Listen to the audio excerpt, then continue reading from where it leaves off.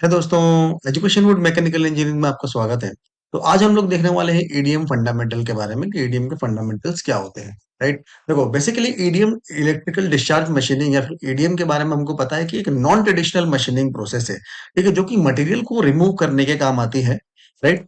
तो बेसिकली इसके अंदर इलेक्ट्रिकल डिस्चार्ज होता है between the electrode and the work piece. ठीक है, किसके प्रेजेंस में? डाइलेक्ट्रिक फ्लूइड के प्रेजेंस में। ठीक है, इसके फंडामेंटल अगर मैं बात करूं तो क्या क्या फंडामेंटल रहेंगे? देखो, इलेक्ट्रिकल डिस्चार्ज होता है सबसे पहले इसके अंदर। नॉन कॉन्टैक्ट मशीनिंग होता है इसके अंदर। ठीक है, मतलब मटेरियल और इलेक्ट्रोड के बीच में कोई कांटेक्ट नहीं होता, वर्क पीस और ईडीएम के बीच में। राइट। मटेरियल इरोजन होता है। डाइलेक्ट्रिक फ्लूइड इसके अंदर यूज किया जाता है for separating both. Right. And spark gap generation होता है इसके अंदर। प्रिसीजन एंड एक्यूरेसी से काम होता है, हमको अच्छे डायमेंशन मिलते हैं जनरली। इस तरह से इसका क्या होता है, एक सेटअप होता है जिसके अंदर ईडीएम होता है, इलेक्ट्रोड जिसको बोल सकते हो आप, और एक होता है वर्क पीस। तो आप बोल सकते हो कि ऊपर वाला जो है उसको बोलेंगे प्लस, अगर लिखा है वहां पर तो वो एनोड है, और नीचे वाला अगर माइनस लिखा है तो वो कैथोड है। ठीक है। चलिए, अगर आपने प्रीवियस लेक्चर नहीं देखा है तो आप प्लीज उसको पहले देख लीजिए, लेक्चर 1, जिसके अंदर हम लोगों ने इंट्रोडक्शन ऑफ ईडीएम टेक्नोलॉजी और उसके कुछ डिजाइन के बारे में बात करी है। अगर वो नहीं देखोगे तो समझ में नहीं आएगा, तो भाई इधर उधर मत देखिए, लेक्चर फर्स्ट को आप पहले देखिए, मैं डिस्क्रिप्शन पे लिंक दे देता हूँ। ओके। चलिए, बात करते हैं principle of electrical discharge machining के बारे में। देखो जनरली हमको पता है कि बेसिकली क्या होता है कि ईडीएम बेसिकली क्या करता है, मेटल को रिमूव करने के काम आता है। Right, by the electrical spark erosion. Right. ठीक है, जिससे मेटल को कट करता है। राइट। ठीक है, इसके अंदर कुछ पार्ट्स होते हैं। क्या क्या पार्ट्स होते हैं भाई? देखो बेसिकली टैंक होता है, एक इलेक्ट्रोड होता है। राइट। और एक होता है पावर सप्लाई, जिसको इलेक्ट्रिसिटी का सोर्स भी कहते हैं। राइट। एक होता है वर्क पीस, जिसके ऊपर हम लोग काम करते हैं, और एक होता है डाइलेक्ट्रिक फ्लूइड। राइट। इन सभी को अगर मैं कंबाइन करता हूं तो ये कुछ इस तरह से नजर आता है। राइट, लाइक दिस पूरा सेटअप इस तरह से नजर आएगा। राइट। ठीक है। चलिए, बात करते हैं कितने टाइप्स के ईडीएम प्रोसेस होते हैं। देखो बेसिकली होता है वायर कट ईडीएम। ठीक है, जिसमें हम लोग वायर का इस्तेमाल करते हैं किसी भी मेटल को कट करने के लिए। एक होता है सिंटर्ड ईडीएम, जिसके अंदर हम लोग एक सिंटर्ड मटेरियल का इस्तेमाल करते हैं ताकि हम लोग उसको काट सकें। और एक होता है इलेक्ट्रोड ईडीएम। ठीक है, इलेक्ट्रोड ईडीएम में हम लोग इलेक्ट्रोड का, जो कि कॉपर मटेरियल का होता है जनरली। राइट। ठीक है, तो उसका इस्तेमाल करते हैं। यहाँ पर मैं बात करता हूँ वायर कट, जो ईडीएम मशीनिंग होता है वो एक सीएनसी जैसा ही एक मशीनिंग होता है, मतलब it is the type of CNC machining आप बोल सकते हो। राइट, जो कि टेपर कट को काटने के लिए यूज होता है। एग्जाम्पल के लिए अगर मैं बताऊं वायर कट ईडीएम का स्टैंपिंग डाई, अगर स्टैंपिंग डाई को अगर बनाना है तो वायर कट ईडीएम का आपको इस्तेमाल करना पड़ेगा। राइट। ठीक है, वायर कट ईडीएम को थोड़ा सा एक्सप्लोर और करेंगे। भाई वायर कट ईडीएम मोस्टली कहां पर यूज की जाती है? मोल्ड और डाई मैन्युफैक्चरिंग प्रोसेस में, जहां पर हमको होल क्रिएट करना हो या फिर थ्रू ऑपरेशन करना हो, वहां पर हम लोग वायर कट ईडीएम का इस्तेमाल करेंगे। पर्टिकुलरली अगर बात करूं तो एक्सट्रूजन डाई और ब्लैंकिंग पंच को बनाने के लिए इसका इस्तेमाल होता है। ब्लैंकिंग पंच मतलब ब्लैंकिंग पंच और डाई, जो प्रेस टूल जिसको बोलते हैं हम लोग, शीट मेटल का काम जो होता है। राइट।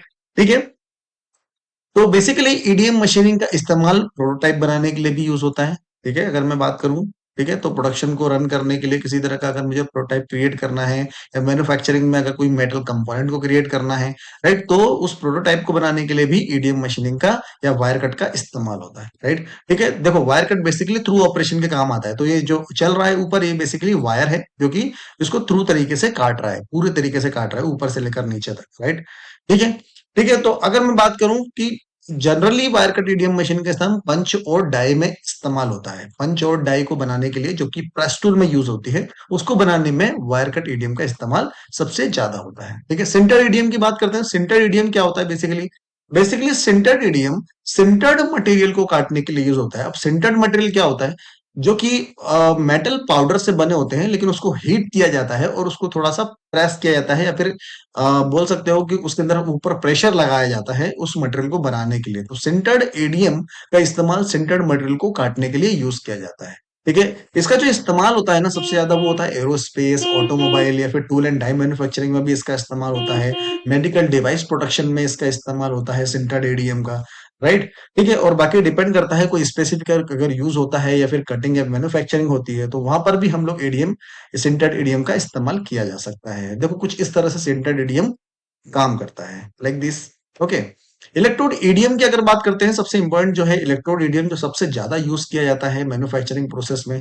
ठीक है, तो इसके अंदर हम लोग जैसा मैंने आपको बताया कि इसके अंदर इलेक्ट्रोड का इस्तेमाल किया जाता है। ठीक है, अब बेसिकली इलेक्ट्रोड कुछ इस तरह से हो सकता है और नीचे आपको एक वर्क पीस भी नजर आ रहा है, ठीक है। तो एक इलेक्ट्रोड है, एक वर्क पीस है, ठीक है। यहाँ पर अगर मैं बात करूं इलेक्ट्रोड, तो कॉपर मटेरियल का भी हो सकता है, जनरली कॉपर मटेरियल, लेकिन कॉपर मटेरियल क्या होता है, थोड़ा सा महंगा मटेरियल होता है। और ग्रेफाइट मटेरियल का भी हो सकता है, लेकिन ग्रेफाइट मटेरियल बहुत ज्यादा सॉफ्ट मटेरियल होता है, राइट। ठीक है, तो कॉपर और ग्रेफाइट दोनों तरह के मटेरियल का इलेक्ट्रोड एडीएम हम लोग क्रिएट कर सकते हैं, राइट। चलिए, तो इस तरह से कुछ काम करता है। अगर मैं बात करूं प्रोसेस की, तो इस तरह से कुछ काम करेगा और स्पार्क जनरेशन करके मटेरियल को रिमूव करेगा, राइट। ठीक है। चलो, information need bye EDM machine operator. अगर मैं बात करूं, जब आपने ईडीएम इलेक्ट्रोड बना लिया है, ठीक है, और आपका ईडीएम इलेक्ट्रोड तैयार है, तो भी एक मशीन ऑपरेटर को बोल सकते हो प्रोफाइल बनाने के लिए कुछ इंफॉर्मेशन की जरूरत है, जो कि है manufacturing drying of electrode and job. जब तो उसकी मैन्युफैक्चरिंग ड्राइंग अगर किसी मशीन ऑपरेटर को नहीं मिलेगी, तब तक वो काम ठीक तरीके से नहीं कर सकता, वो उसको ऑफसेट नहीं कर पाएगा, जीरो जीरो पे सेंटर नहीं कर पाएगा, राइट। तो बेसिकली मैन्युफैक्चरिंग ड्राइंग में उसको क्या चीज चाहिए रहेगी, वो रहेगा एक्स वाई और जेड के एक्सेस, ठीक है, कि एक्स वाई और जेड में उसका पोजीशन कहां पर है, इलेक्ट्रोड का पोजीशन कहां पर, कैविटी के ऊपर, राइट। ठीक है, चलिए देखते हैं, हम लोग सॉफ्टवेयर के अंदर समझते हैं कि भाई किस तरह से वो काम करेगा।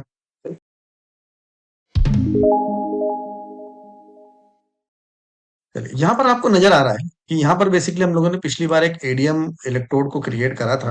अगर मैं यहाँ से कैविटी हटाऊंगा, तो ये इलेक्ट्रोड एडीएम कुछ इस तरह से है, लाइक दिस, ठीक है। तो इलेक्ट्रोड एडीएम को पिछले लेक्चर में हम लोगों ने कंप्लीट किया था।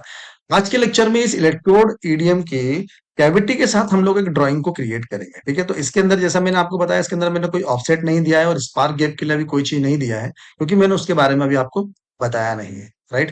ठीक है, तो इसका हम लोग क्या क्रिएट करेंगे, एक ड्राइंग क्रिएट करते हैं, जो कि मशीन ऑपरेटर को जरूरत पड़ेगी जिसकी, राइट।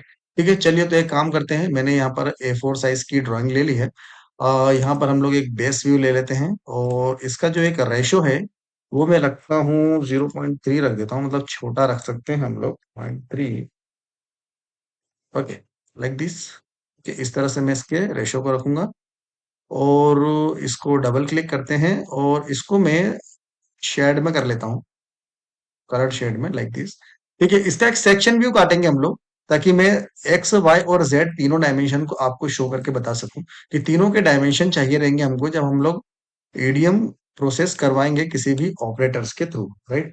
ठीक है, तो चलिए, ये हो गया कंप्लीट, लाइक दिस, ओके। तो यहाँ पर basically this is the zero point, ये यहाँ पर ये जीरो पॉइंट है, तो इसका मुझे डायमेंशन चाहिए रहेगा, लेकिन किसी के रेफरेंस में चाहिए रहेगा, ठीक है। तो जो भी प्रिसाइज डायमेंशन है, उसके रेफरेंस में मैं डायमेंशन लूंगा, ठीक है। तो यहाँ पर मैंने बोला कि भाई ये वाला जो सेंटर है इसका, गाइड प्लेयर और गाइड बुश का जो सेंटर है, उससे ही मैं इसके डायमेंशन को ले रहा हूँ, ठीक है। तो ये रहेगा 156, यहाँ से लेकर यहाँ तक का, और यहाँ से लेकर यहाँ तक का ये जो डायमेंशन आपको दिख रहा है, ये है 77.6, ओके। तो इसके ऊपर डबल क्लिक करते हैं, और ये हमेशा डायमेंशन जो रहते हैं, वो हमेशा प्रिसीजन में दिए जाते हैं, कम से कम 2 पॉइंटर में इसको दिया जाता है। टू पॉइंटर में 77.60 है, दैट्स वाई ये आगे पॉइंट नहीं बता रहा। अगर मैं यहाँ पर फिर से इसको 2 पॉइंटर कर दूं, तो यहाँ पर भी ये 156.00 है, ठीक है। दैट्स वाई ये 2 पॉइंटर यहाँ पर क्रिएट नहीं कर रहा। तो मैंने यहाँ पर क्या है, वाई डायमेंशन और एक्स डायमेंशन को मैंने यहाँ पर शो किया है। उसी तरह से मुझे जेड का भी डायमेंशन यहाँ पर क्रिएट करना पड़ेगा। चलो, इसके पहले इसकी हैशिंग को कम कर लेते हैं, तो 1.5 का मैं इसके अंदर हैशिंग कर लेता हूँ, यूनिट 1.5 करना था, 1.5 का हैशिंग कर लेते हैं। और अब ये जो इलेक्ट्रोड आपको नजर आ रहा है, इसके अंदर भी मैं हैश कर देता हूँ 1 का, ओके, थोड़ा सा और कम कर देते हैं, लाइक दिस। तो ये जो इलेक्ट्रोड नजर आ रहा है, इसके डायमेंशन मुझे देना पड़ेगा, ठीक है। चलो, तो यहाँ पर इसका डायमेंशन देखते हैं, फ्रॉम दिस पॉइंट टू, अब ये मैं इलेक्ट्रोड का पूरा डायमेंशन ले रहा हूँ कि इलेक्ट्रोड का टोटल डायमेंशन कितना है, बेसिकली वो है 31.9, ओके। तो यहाँ पर मैं इसको बोला था 3 पॉइंटर तक, 2 पॉइंटर तक ले लेते हैं। देखो, तो ये 31.86, सॉरी 87, 31.87, राइट। तो ये डायमेंशन है अभी, ठीक है। अब मुझे और डायमेंशन लेना है कि भाई इसका जो अगर मैं ऊपर से डायमेंशन लूँ, यहाँ से लेकर यहाँ तक का डायमेंशन लूँ, तो ये कैविटी के फेस तक का डायमेंशन इसका क्या है, राइट। ये मुझे देखना पड़ेगा। चलिए,